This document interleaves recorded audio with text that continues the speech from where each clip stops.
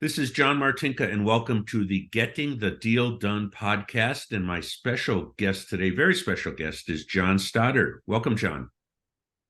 Hi, thanks for having me. Let's start out with tell us a little bit about your background, how you got into the M&A world, and what you're doing now. Yeah, so last couple years, I started a business of teaching other people how to buy a business. It's basically courses I offer through dealflowsystem.net. And it's how to buy a business. It's a course, it's about like lots of modules. And then I also have a course on how to raise capital for to buy a business because a lot of people don't have that big equity injection. And I have some other courses that have to do with deal review, understanding the financial report cards or the language of business, which is accounting. Because I find a lot of the people that try to buy a business don't really understand the financial report cards, which is the income statements, the balance sheet, and the cash flow statements, and what they mean, and what the kind of story it tells about the ability of the business. So I have in the past, I started a company called Turbo Squid a long time ago. We raised capitals from some venture capitalists and Intel. That was many, many years later sold to Shutterstock in California. And then I worked for some software companies. And then I left and started, I bought a company, which I 6 months later had to shut down because I made a couple of mistakes there. I bought a Turnaround, which is an e-commerce company. I built that up and I sold that on Empire Flippers, and it sold within 72 hours. And then I helped another company acquire some companies, and I still own a percentage of that company. So, and now fast forward, I'm helping people buy businesses. So, how did you segue to writing all these courses? What drove you to take that path, putting courses out there? Yeah, part of it had to do with, there was a guy out there on LinkedIn called Justin Welsh, and Justin Welsh was using LinkedIn and selling courses for $150 and making a lot of money by just posting on LinkedIn and then referring to his courses. So wait a minute. And I go, hey, I've already got 19,000 followers, 3,500 friends. Why not make some money on what's in between my head here and write a course and help people out? Okay. And where are your courses available? They're on dealflowsystem.net. Okay. Is that the only place? Yeah, that's the only place. It goes right to, it's a Kajabi platform. You can purchase the courses. There's payment plans, all kinds of stuff. Yeah. And there's a couple levels you can get into, which is just courses or coaching or group coaching. Yeah. So let's talk about that. You Yeah. someone buys the course, and like you and I were talking about offline, the chances are it's going to go up on the shelf. I used to say the same thing about business plans, that people go through this great exercise with the fancy software and it becomes a shelf plan. So Yeah. So then you've expanded into doing some coaching on that. Get them motivated. Yeah. Okay. Yeah. So the group coaching starts out with every Monday for about 2 hours. We have this group call and we just talk about deal flow, deal review, and raising capital. So I focus on those three areas because that's where I find most of the people have problems, because we got to focus on deal flow, which is taking massive action, finding deal flow. That could start with on-market deals, because I like on-market deals because two thresholds have been made. One is that the seller has decided to sell. They've made, signed a contract with the broker to say, hey, I'm selling the company and I'm moving on to the second stage of my life. And two, if they list it with a broker who's been around for a while, the broker understands that, hey, look, the only way this is going to sell is with a reasonable valuation. So there's two thresholds that have been met, that they want to sell, they're moving on to the next stage. And two, they've got a reasonable valuation. So I say focus on market deals first. Start getting some reps in, get your NDAs out there, get your SIMs, take a look at it. If it's a business you want to do, it looks like it's good financials, get the financial report cards sent to you, and then evaluate the business. That's deal flow. And you really need to be looking at a lot of those, getting a lot of reps in to understand the process. Yes, you do. Yeah. It's rare. I mean, I've had a couple clients where, they found something in the first month and closed in 4 or 5 months, but that is the exception to the norm. Yeah, that's the exception. I've got a couple students we've looked at. I think it was the 4th business he went into a deep dive, and I say, look, all these other businesses you're looking at, like he's got a big tax bill from PPP that California is going to come after him. Say no, you got to move on. You got to cut it. Let's go find a really clean business. Found a security company doing really good cash flow. The guy's running for 20 years. It's clean. The UCC shows clean. Everything's good about it. And the books are balanced. Like, this is what you want to spend your energy on right here. Go for it. Make an offer. Go raise the money. Find an SBA lender, and let's go get it. Yeah. Yeah. You got to be patient for the right one. What you're just talking about, mature, 20 years, profitable, and I'm assuming fairly priced. Yeah, it was fairly priced. I mean, it was in right around the 3-ish, but it was really profitable for a security company. The guy that just ran with, his ability to keep his books clean. They were balanced every year. Plus, you just look at it, goes like, this guy's did a great job of turning his assets to cash flow. He understood what makes the bell ring. I go, this is what you want to spend your energy on. Everything else, every other story where you got your reps in, like, what not to go after now. Okay, so you've just described a big mistake that a lot of buyers make is they find a shiny object and they try to make it. They find the unshiny object and try to make it shiny. The ones you just talked about. What are the other mistakes you see these buyers making? Just a lot recently of these buyers going in and signing an LOI before they have their cap stack filled out. A lot of them will sign the deal and say, hey, I'll do this. Here's how I split up the pie. But they don't have all their money ready to go. Now, that could be money they brought themselves, but most of the times there's this big gap of an equity injection of $300,000 to $700,000 that they don't have to make up that gap for the equity injection.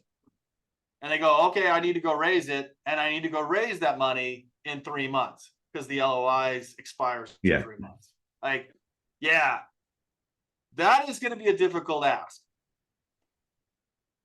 Yeah. So what you're describing is someone going in there pretty skinny on their own money and putting off the raising of capital till it's too late. Yeah.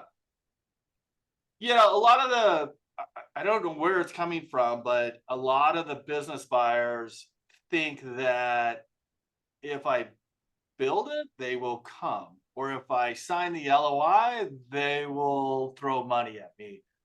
No, I mean, raising capital for that equity injection, that gap from outside investors takes an expertise level and time that, usually doesn't fit into the 90 days unless you've done it before.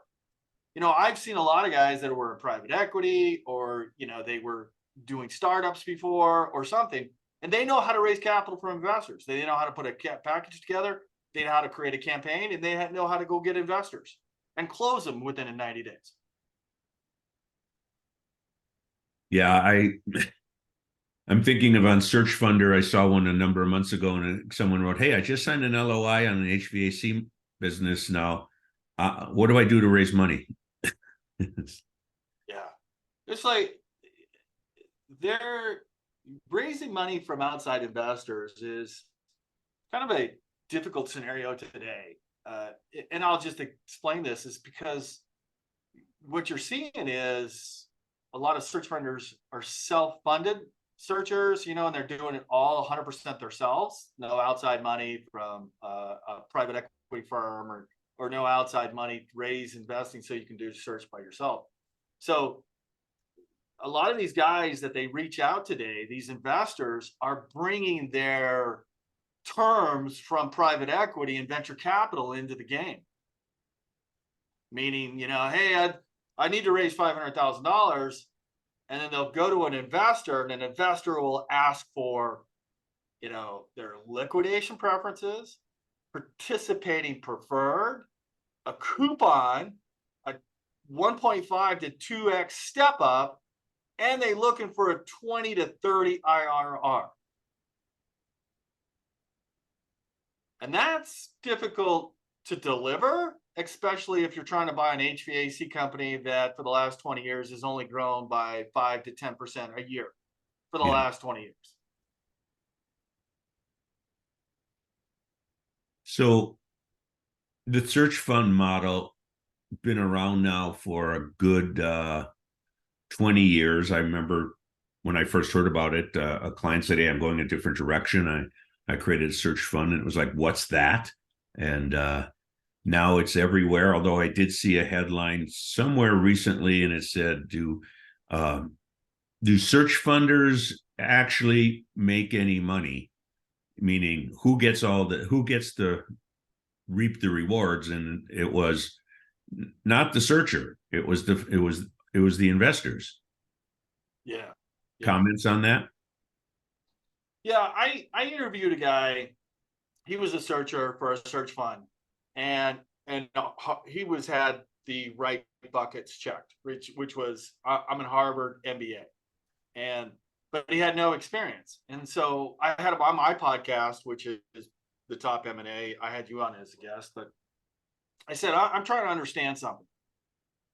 Like, why would a search fund help you buy a multi-million-dollar company and put you into the CE role when you have zero experience running a business or managing people? Why would they do that? And he said, because they buy these enduringly profitable, essential products businesses that are growing 5 to 10% a year where a monkey could run them.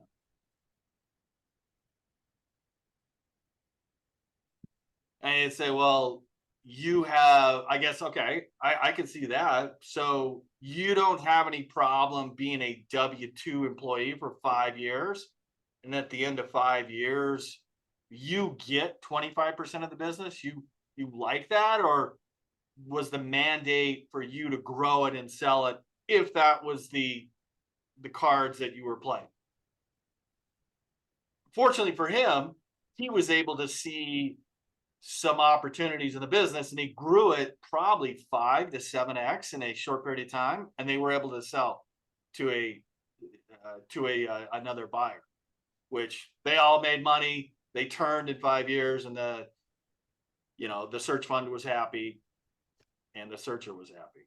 So I think I don't know if that's an extreme case or isolated case, but that whole model of Arbery what is it? Arbery Partners from Royce Rudikoff, Harvard Business Review, where they set up a search fund. They had money, but they couldn't find a lot of businesses. Deal flow was tough to find a lot of good deals. So they said, hey, let's outsource this to ambitious recent Harvard MBAs and let them do the legwork. Yeah, before there were search funds and before they were really popular, I should say, I would have people come to me and say, well, I got this VC or PE firm. And they says, well, if I find a business, they'll fund it and I can run it. And it's like, yeah, is that what you really want? You really want to be an employee at 20%? Yeah. And usually it was, no, I'm going into this so I can be the guy or gal in control. And John, what you just talked about is, remember when I was on your podcast, I said people need to know, buyers need to be some degree know how to manage and lead people, processes, money, and enthusiasm. And Yes. for most of the people, the ones I work with, and I'm sure the ones that are hiring you to coach them, they don't want to be the monkey. They're looking for the one where they Yeah. can truly add value and they have the skills to do it. Yeah. Yeah. I don't have any I don't have any negative to say about the search fund. It doesn't work for me or for my students. I only work with self-funded searchers. Yeah. Yeah. No, I understand. I think there's many different models. And when they teach people that they can go out and do this and here's the funding, it's a lot different than when someone has built up their own equity and has a lot of their own skin in the game. They're really vested to making that company work. Yeah. Yeah. Those are different people. These are people that were probably W-2s before and don't want to work for anybody else Yeah. anymore. Yeah. And they want a little more control about the decisions they make in an organization. And they want the ability to, change and have kind of like their financial lifestyle. They want that to be better. And it's amazing what you can do buying a business with the SBA today is, you can buy cash flow a lot higher than you were doing with the SBA. Yeah. So speaking of SBA loans or loans in general, what are you seeing with interest rates? I mean, you go back 2 years and SBA loan interest rates are double what they were. Yeah, that's crazy, isn't it? Just in 2 years. Yeah. And actually, the prime rate is back to what it was historically for a long time. We just got very spoiled. Yeah, cheap money. Allow people to come in and buy businesses. Lots of activity, but now I think what I'm seeing is 11.25% plus 3 to 5% closing costs can put a lot of stress on the cash flow. I'm seeing smaller loans, maybe not the 90%, but maybe the 50 to 70 to 80%. Yeah. I'm seeing more seller financing because they can leverage a lower interest rate the seller will take, and the seller can get their price. Yeah. There was something on Search Funder just yesterday. I don't know how well it has been received, but someone is complaining about the interest rates, and buyers are offering lower prices because they're paying more in interest, and said that doesn't make sense. A business is worth what it's worth. And I wrote, well, maybe these people who are so tight because of the interest rate should look at a smaller deal where they have a higher percentage of equity and they won't be paying as much in interest. Yeah. But everyone seems to want the most they Couple can get brokers. with debt up to their eyeballs. Yeah. That's like, you got to run a debt stress test on the cash flow, right? But I've seen brokers just in the last couple of weeks having conversations with some of my students. They realize like, oh yeah, it's 11.25%, probably going up. Mortgage rates are going up, possibly go up a little bit more. And yeah, we understand. They voluntarily offer more seller financing. What I'm hearing from the brokers representing sellers. We've got a client on the sell side, and I think if I'd have to look at the deal, I think it's 45% seller financing. Wow. Yeah, that's good. And Yeah. he's What's at the interest rate? 6. 6? Yeah. Yeah. And I don't. I just saw some posts on Twitter about some hurdle rates on that. 6%, you're kind of losing your money. It's better to have it in other places that at 6%. I'm seeing 8% and probably like closer to 9%. yeah, well, I've got another one where it was at 8. We actually talked them down from 8 because on the buy side, the buyer had offered 6. They accepted it, then want to raise it. Then they wanted to raise it, but yeah, the seller's got to balance that with it. Will they offer less money? It may not make sense from a theoretical position point of view that you get less because of interest rates are high, but theoretical doesn't always apply to the real world. Yeah, I think it's a seller's market still. It always is a seller's market. It will never be a buyer's market for good businesses. That's right. It's a buyer's market for for the junk. Yeah.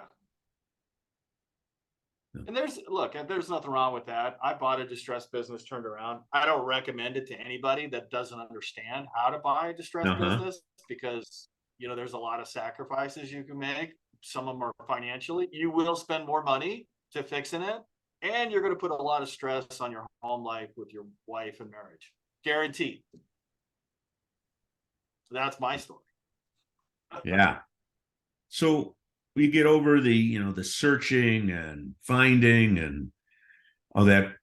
What tips? What have people done that they shouldn't have done as they analyze a company and put an offer together and all of that? Yeah, this comes back to deal review. I'm not an accountant, but I worked in Intuit for 5 years. So I've seen a lot of financial report cards, which is the cash flow statement, balance sheet, the income statement. And you really should bone up on the language of business, which is accounting. Warren Buffett says this, like, I can see a bad deal in 5 minutes or less because I understand the language of business, accounting. And I tell everybody, my students come in, or anybody that comes in my group coaching on the Monday, and they send me this income statement. And I go, yeah, looks great. Net income or EBITDA at the bottom looks great. But that number there, that's a theory. It has nothing to do with what's cash in their account or how well they're turning their assets into cash flow. And I go, well, what do you mean? I go, well, let's go over to the balance sheet. In the equity section, there's going to be a net income. That's more representative of what the business is doing than what the income statement is doing. Now, if those two numbers do not match, I can tell you immediately the books are not balanced. And now you have to do more forensic audit of your accounting systems. Yeah.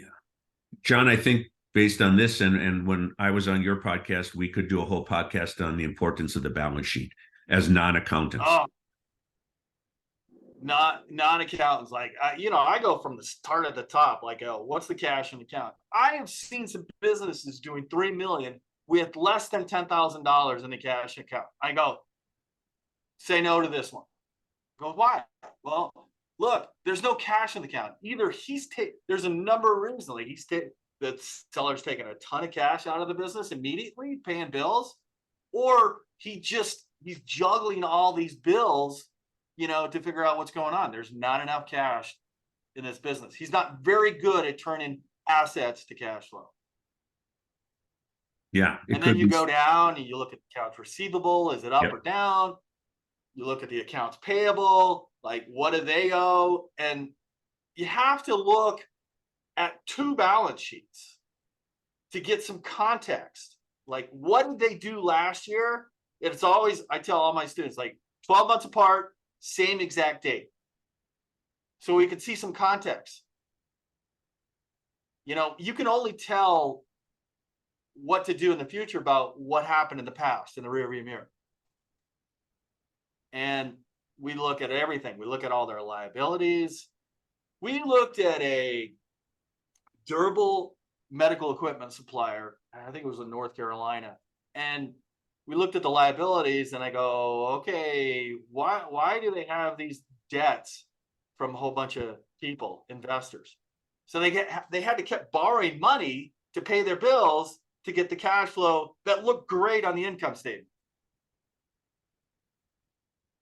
Yeah. So they were just chasing their tail. It's just never going to go anywhere. I said, that's a no immediately. Or when you see about 3 or 4 years of balance sheets and at the year end, and inventory is the same on every one of them. Yeah. And what are you doing? Yeah. What they're doing is writing everything off. You don't know what's good. They have no idea what's good inventory, what isn't. Yeah, chances are they're going to come and say. One of my students is a Navy SEAL. He does, and he's trying to buy this business, and it was in Maine or something, and it was a farm equipment business, and it looked great. Owner owned it for 40 years. So that's to me, that's kind of a good story to start, right? It's a family owned, they've been living their life for a long time. But I go, uh, this balance sheet's got a lot of assets, and he's trying to sell you these parts here, like $5 million worth. And I go, look, this is probably assets accumulated over the 40 years, and they're worth nothing. So if you're going to be buying this business, it's going to be an asset purchase agreement, and that is not included because you're not going to get any money on those parts. You had a boat dealer deal a number of years ago, and it was the same thing. They had parts, and guy says, well, yeah, I can, someone who has a 25-year-old outboard, I'll probably have the part for them. Well, when do they come in? Once every 25 years, right? You got to watch that inventory. I got to have more turn than that, right? Yeah. You can go find that, on rareboatparts.com if you want to do that. Yep. Yeah. So when you get into the negotiation, the deal structures, what do you see these buyers wanting to do? Is it typically, I got a little money, or investors, SBA loan? That's it. We offer most of the time as much cash as possible. Most of the time that's it. And I think the bad habit is you see these buyers, they want to pay too much to get the deal done. They'll pay too much. Like, hey, I'll give you, it's an HVAC company, it should be around a 3 multiple, but they want to offer 5 to get the LOI signed, and then make up the difference somehow. Doesn't work. Mathematics don't work. I tell people, like, you got to get, most of this business is going to be bought with a debt. And these lenders are not dumb. They're going to go through underwriting. So this underwriting are guardrails for you on the highway, right? You can only give the seller X amount of dollars because the lender is only going to lend you this amount based upon the valuation, because that's all the cash flow can support. Yeah, that's right. Yeah. So is it financeable? Right. I'm big on pushing debt coverage ratio, and there are lenders that'll go way too low on a debt coverage ratio. They just want to make the loan. You want a good bank that will insist on at least a 1.5 to 1 debt coverage ratio. Smaller the business, the higher it goes. And you can't just say, well, I'm going to grow it, because you don't know when you're going to grow it. And it takes cash to grow it, which is why you need that. Yeah, there's a lot of, you have to come into this business like you're not going to get any new clients the next year.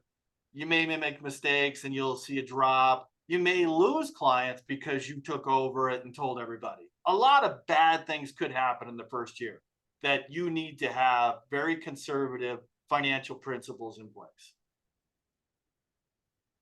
Yeah. And that's why a good banker will run it stress tested if earnings go down 20%. Yeah. Are you still within covenants? I mean, I got a debt stress test that goes down 50% because COVID just happened 2 years ago. That could destroy a lot of businesses. Yeah. Yeah. No, on the flip side, I've seen so many owners, they sell, the buyer comes in, and the employees are so glad the owner's gone, the seller's gone, and the buyer's a breath of fresh air. And things pick up. Because a lot of these sellers are founders, it's their baby, and they run it like a dictator. Yeah. Yeah, that's a very subjective type of area, because if somebody's running their business for 20 years, they have their culture, right?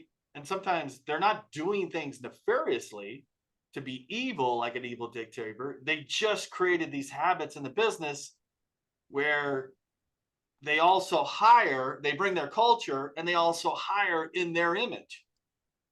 So if you're coming in, I mean, there's extreme examples. Like I had a student who was trying to buy this therapy center, and I said, he was a male, and I go, yeah, I'm not sure you want to buy this. And he goes, why? Well, I said, did you check the Facebook page? This is therapy for female after having babies for sexual therapy. Like, your culture is not going to work. They're not Yeah. going to listen to you. Right. None of the instructors are going to listen to you. So that's an extreme example, but they all have their culture. And he goes, can you change that? I mean, who's that? I also bring an example of, culture. Like, who's the coach from Deion Sanders, right? He came into Colorado, Yeah. Buffaloes, and his culture is completely different. It's NFL, he's done stuff. He let go a lot of the players immediately and then brought in his own players Yeah. Well, his first because it's meeting, he hard. told the team, most of you won't be here next year. Yeah, that's right. Yeah. Like, could you do that to a small business without, you can't do that with a small business. You're going to have to sit there for a year and figure out who the players that want to be here and want to do a little bit more and want to take part in the future success. Yeah. Sometimes you can't, I mean, you can't really do these, pre-interviews and figure out, okay, he's going to take this test and it looks like he wants to be part owner of the business. I'm happy to help him if we can create this comp plan that increases his output. But then you can't do that immediately. You have to get in there and figure out what makes the bell ring. Yeah. John, I had a couple years ago or so, I had clients, two guys, and they bought both business owners bought another one, and they knew something was up with the culture. We kept talking during due diligence about the employees were paid so little, and they came in and almost immediately put in a different comp plan with bonuses. This was a pretty much an online based distributor, and employees were customer service, and they put in a better comp plan, bonus plan, et cetera, et cetera. Grew to a very healthy business, 50% in the first 9 months. Yeah, that's People great. are now into I like, Charlie Munger says that, show me the comp plan, I'll show you the outcome. Yeah. Yeah, I like that. I'll tell you a story. There's one of the interviews we had with this manufacturer, CNC manufacturer in California. And one of the first calls we had, we kind of were talking, dancing around his style. And he mentioned Andrew Carnegie's business partner, Fricht. Like, I follow Fricht, which is who ruled his production plant with an iron fist. I mean, he had these people working 14, 15 hours. So we went back and looked at, hey, we asked what are the salaries of the people that are in there. And some of them were $15 who had been there, $15 an hour, who had been there over 10 years in California and San Diego. And I go, everybody here is underpaid immediately. Can we fix that? Possibility if they like working here because it's a cool factor or whatever, but everybody's underpaid. So what happens next year when we boost everybody's salary so they can actually live in California, San Diego? Yeah, I saw one of those a few years ago in Portland, Oregon, and everyone was underpaid, except in this case, the turnover, the churn of employees was really high. Yeah. Absenteeism was high, and the guy just complained about the employees. Well, when you pay him what he was paying them, yeah, they're out looking for another job. The weird thing about this business, like the churn was low, like there's no employee turnover. But it was, I don't know who wrote this in a book, and I go, but I like the advice. It's like that show a long time ago, Columbo. You're just asking these silly questions. Oh, just one more question. Oh, just one more question. Right? You're trying to put all these pieces of the puzzle together so you can mitigate the risks or at least understand them going into the next thing if you're taking the baton. Uh, just trying to figure out, red flag. Hey, he mentions Frick, who ruled with an iron fist his manufacturing plant, to his employees are underpaid. Like, what would he have to do? Is that fixable? Yeah, it's fixable. You can come in with a new comp plan, help people out, churn is low, get a factor. But that affects profitability. If I pay everybody that line item and the expenses was pretty high. If I boosted it up to 15-20%, that's another effect on cash flow, which means, is it still financeable? And a new buyer coming or a buyer coming in, the new owner, is most of the time a trigger for employees to think they're going to get a raise. Yeah, agreed. Hopefully, if they've seen that before. Yeah. Yeah. And of course, then there's the sellers who I've seen sellers, not all the time, but I've seen enough cases that it's not uncommon. They say, I'm selling the business and you're going to get a raise when the buyer comes in. They've obviously experienced that before at some other point, or somebody told them, like, hey, man, that's a good thing for you, possibly. So, John, what are you seeing in the market these days as far as deal flow with your people you're working with? Well, I immediately tell people they got to bump up their deal flow. They need to be looking at 5-10 deals a week. It's just like the nature of the business of, if you reach out to a broker, whatever it is, the 100 top sites, you sign this SIM, request the SIM, you sign the NDA, you get the SIM. Sometimes that process happens fast. Sometimes it happens in 2 weeks. Sometimes you never see the SIM, even though you requested it. So you have to fill your calendar with people and, businesses, brokers that really, deliver the SIM. So you could say no fast to get on to the next one. Yeah. And at the size you've been talking about, not the private equity where there's $3, $5, $10 million of EBITDA, where, you get an NDA, you send them the SIM right away. With these individual buyers, a good intermediary is going to want to talk to them before they send them the SIM. Yeah. Because there's, so many unserious people out there. Yeah, I think that those are easy to tell on the phone. Most of the time, I have a business partner. Like, for instance, yesterday we were looking at this. He's a former pilot, or is still pilot today. We were looking at this cargo business, and it did 12 million in 2022, but it's down. Like, it's probably only going to do 5 to 6 million in 2023. So it's not a business, we can ask all the great questions as possible, but is it going to be a financeable business at this point? Probably not, right? Or maybe the lender says, hey, I do like that business. I've done these businesses before, and they'll just take out 2021, that big number, and then average them, which was, it looked over the last 3 to 5 years, it looked about 5 to 6 million. So, the 12 million was an anomaly. We need to take that out. Yeah, it doesn't work though the other way. Yeah. I told doesn't work. I told an owners yesterday, I wrote him an email and said, you need to wait till the end of the year, and your 2023 needs to be at least as good as 2021, because it's, based on 2022, you're probably better off liquidating the assets. Nobody ignores the down year. They'll average out around the really good year.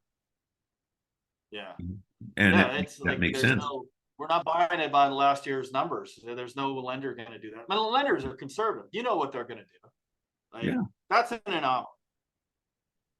They're a sanity check for all buyers, but mainly the individual buyer. Yeah. This isn't private equity where if they really want the deal and say, okay, I'll write a check for 2 million more. The individual buyer's not going to do that. Heck, you were just talking about 20 minutes ago, all the ones that don't have any money to put in. Yeah. And investors are pretty savvy too. And it comes down to like, time is our most precious resource. Like, you have limited time. Like, do we spend any more time thinking about this cargo plane business? Because it's probably the chances of it being financeable, not at $12 million, maybe at $6 million. You can run it by a couple of underwriters and see what they say. But you got to move on fast from that if you really want to find a business and buy a business, you got to say no fast. Yeah. Yeah. And that helps the seller too. Yeah, it helps the seller too. Like, just calling them back and say, sorry, we're not interested. Yeah, it's just not something we could do. And I like it when bankers will say, we'll be as fast to no as anyone if we don't want it. Yeah, that's what I like too. I've heard that, and I like that. Yeah. Yeah. Go back about 5 years, and Bank of America, my client, owned a business. We're buying another one. He used Bank of America, got almost to the finish line, and they said, yeah, we're not going to do it. And, I'd sooner have the quick no. Yeah. He got it done. I got him a bank, and got it done in record time. It was buying a division of a European company, so there was some time issues. Quick no. Yeah, I'll tell you an experience I had. We were placed in we wanted to buy this business. It was a portfolio of courses, programming courses. Now, this is not really outside my bailiwick because I've got an engineering degree from NAU and spent 20 years in software. So we were trying to buy these software courses from Udemy. And the guy had already sold 1 million of these things, and he was doing 2 million top line, and he had an 80%, 90% profit margin. So like, that was going into his bank because there was no cost of acquisition. Udemy was responsible for 100% of it. And I looked at a lot of banks. I looked at Live Oak Bank. I looked at Byline Bank. And everybody was, resistant. Nobody would come to the table and say they just didn't want to give me a term sheet, because the problem was the money was going to be sent to the UK if we bought it. Now, many don't have a problem with that today, but 6-7 years ago when I was trying this, they had a problem with sending the money to UK. I felt like I had to bring more SBA lenders to the wedding as my wedding date than normal, most people do, because, one SBA lender goes like, they say, oh, I don't like it, we're going to send it to the UK. The other SBA lender goes, well, Jesus, I don't really believe these profit margins, or I usually lend on HVAC businesses. This is a little risky for us. I'm out. Right. When I finally got a term sheet from an SBA lender is when I told them, hey, I found an outside investor. He wants to do the whole thing. The fear of missing out said, okay, we'll do it. I had a term sheet within about 72 hours because after I told them that. I wasn't bluffing. I did have an investor. It's just they didn't move until they had the FOMO. Yeah. So human nature, same thing, everywhere around, even in lenders. So, John, give the listeners some tips on what should people be doing, what should they not be doing when looking to buy a small, medium, lower middle market business. Yeah. So you're looking for a business that's enduringly profitable, and something that's been profitable year in, year out, say 10 years or older. A business that it's simple to understand, not complex, that you don't know anything about, that you think you're going to run from above the business and have sign a general manager. A business that's got clean books, financial report cards, they're balanced books year in, year out. They probably are audited by CPA. You could see the tax returns, and the tax returns will be signed by a CPA, you'll notice that they have a process in place, like a process to get customers, where they put $1 in, they get $3 out. That's in place. They have good people in the place that have been there for a while, not a big transition, of losing people every year in, year out. That tells you there's a culture problem. So those are the big things, but you got to get the reps in to be able to find them. Get a lot of sims to be able to see them. Okay. And how do these buyers avoid buyer fever? Well, what do you mean by buyer fever? What's the reference? I've got to have it. Yeah. I've been searching for Yeah, so long. I got to have something. I had an experience with when I was raising capital a long time ago for some startups I was working on. And the worst thing you could do is fall in love with an investor. It creates, like the Buddhists say, attachment creates suffering. Don't fall in love with any deal. Don't fall in love with any investor. Just keep it at arm's length until, that business is signed over and the asset purchase. Then you can find it, but keep it at arm's length. Don't create these sandcastles in the sky about, hey, I'm going to do this with the business. I'm going to do that with the business. And I'm going to do that with the business. That creates attachment, which creates suffering. I got some good advice from an old broker many years ago was to tell buyers, almost like a private equity firm, look at it that you're going to own it for 5 to 10 years. If you fall in love and want to be married to it for 30, great. But don't look at it has to be the perfect business for the rest of your life. Yeah. That's one of the questions. One of my students is looking at a porta potty business in, somewhere in the Midwest. And it is incredibly profitable. Incredibly. I mean, he just rents these porta potties. Yeah. He's making $2 million top line, $1 million bottom line. There's no expenses, maybe some fluid, the cleaning solution to clean these things and the trucks to move them, but there's no cost of acquisition, marketing expenses off because he's the only player in a 200-mile radius. Really profitable. I go, but do you want to do this business? Like clean out other people's shit and talk about it, at a party. Hey, what do you do? I have porta potties, porta johns, whatever. You got to ask yourself that question. Yeah. I like it when buyers say, I want something boring and, not flashy. And you just described a boring, not flashy business. Yeah. But the problem is when you become disinterested, it will start showing in the business. That's right. In the type of people you hire, in whether you're picking up trash at your location, whether you're having your location cleaned or whatever it is, or managing the books. Hey, nah, it's okay. When you say, nah, it's okay, let it go. I'll get it tomorrow. So, John, we got about eight or 9 more minutes. I know you got a commitment.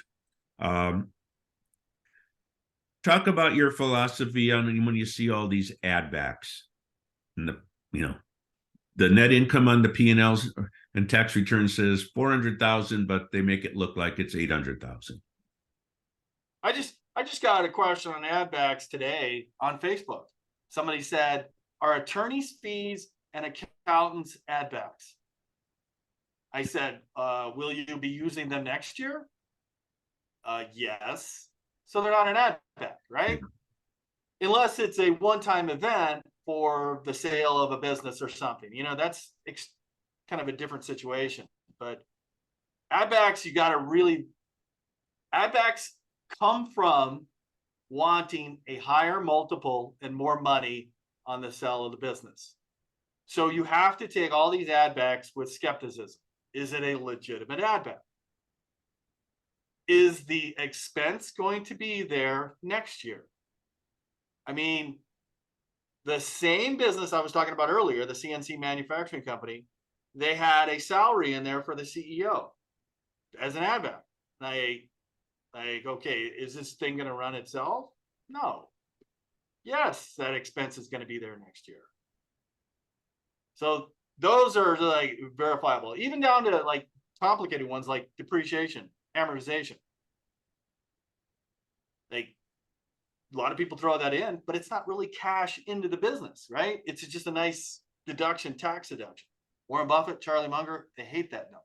Oh yeah, I actually tell clients, I give them uh, a Word doc with a bunch of quotes from searching Warren Buffett and EBITDA, and yeah, his best one that I remember was people who believe in the term EBITDA think capital expenditures are funded by the tooth fairy. Yeah, you'll see those a lot in the heavy asset businesses and go, hey man, look at that depreciation. It's gonna, it boosted SDE by that. Like, okay, does that change my cash position any? No, because they're paying the payments every month to the bank for that depreciation write-off. That's right. That's right. It doesn't change your, you're not going to get any more cash in your bank account because of the depreciation. Yeah. Yeah. It's a nice tax deduction for the tax returns, but it doesn't. So yeah, add backs, really high level of skepticism. Yeah. And then the blending of the personal and business checkbooks is, and they get in the habit and they can't stop. Yeah, that's a tough one because, if you own a business for 20 years, 10 years, whatever, you could use it as your personal bank account. Hey, you can just get in there and, hey, all right, I got this truck, this, 3/4 ton truck, and I use it most of the time, but I'll, drive it back and forth to work, but I can also vacation with it, or phones, cell phones, or whatever, all kinds of stuff. Cell phones are needed these days, just like medical insurance. But yeah, it's I'll just give you a story, John, real quick. I got referred to some owners, and I asked, well, are you profitable? Well, we don't show any profit, but the business paid for our airplane and it paid for our beach house. And okay.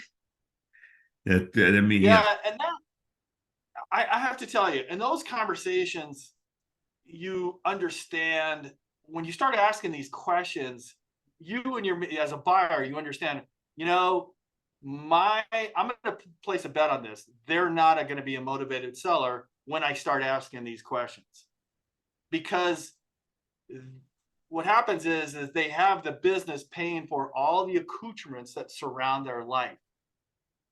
And when they sell and see this number, they go, well, geez, that's only going to pay my bills for 2 years. I'm not selling. Yeah. I have seen that a lot. Yeah.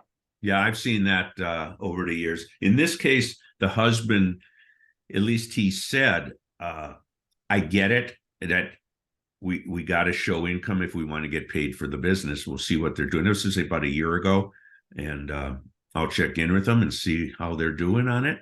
But it's a tough one to get over. Yeah. Yeah, absolutely. Yeah. I've seen, there was a kid out of Dubai, one of my students was trying to buy this e-commerce business. It's like skinny pants. He's doing $7 million, but he was taking out a lot of million. He was really profitable. He was taking a lot of money out. I go, we looked at the balance sheet and he was paying for a lot of these cars, this big apartment. I go, I said, David, he's not, my guess is he's 34 and he's going to take this back off the market, because somebody's going to whisper in his ear and he goes, look, this is throwing off a ton of cash and it's paying for all your stuff. There's no way you're going to make this money again. Sure enough, just a month later, it goes, he's decided not to sell. Yeah. You can tell. Yeah. What you want is the owner that's been doing it for long enough. They've got some, maybe them or their spouse has some mild, they or their spouse have some mild health issues or worse. Not that we look for that, but they're worried about the future. Doctors said, it's time to get out. The spouse has said, we need to be going to see our grandkids around the country more often, and you're always working. Yeah. I would say that is the They're ideal designed situation, so but it's not always those aren't all that common. Usually it's to me, it's always, it's the owner who, is saying it's time. I'm burned out. I've been doing it long enough. I don't want to grow. I don't want more risk of growing. That's what a buyer should be looking for. Yeah. Yeah. Yeah. And you got to be able to ask the right questions to be able to determine that, right? Yeah. And get a relationship with the seller. Yeah. Oh, relationship. I mean, you remember when I was on yours, I said relationship is, besides motivation, like you just talked about with the young guy, relationship is key in these size deals. You got to have a relationship with the seller, with the banker, and even the broker. Because if the broker doesn't like you, they're not going to let you meet the owner. Yeah. No. Yeah, and this is why you got to take massive action, have a lot of deal flow, because I guarantee you, whoever you are, you're going to have friction with somebody. Yeah. One broker, you see a great deal, but he doesn't like you because you graduated from Ohio State. Whatever it is, I don't know what it is, but it's going to be friction somewhere. Yeah. Well, Jon, thank you. I know we filled up just about our hour. Tell the viewers and listeners how they can get a hold of you.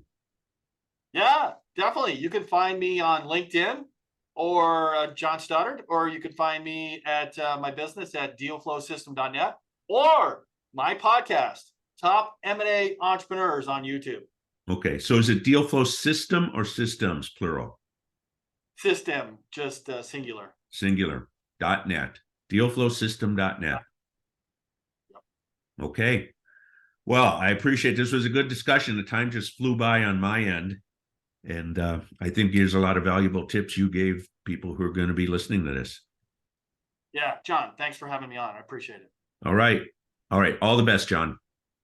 All right. Bye. Take care.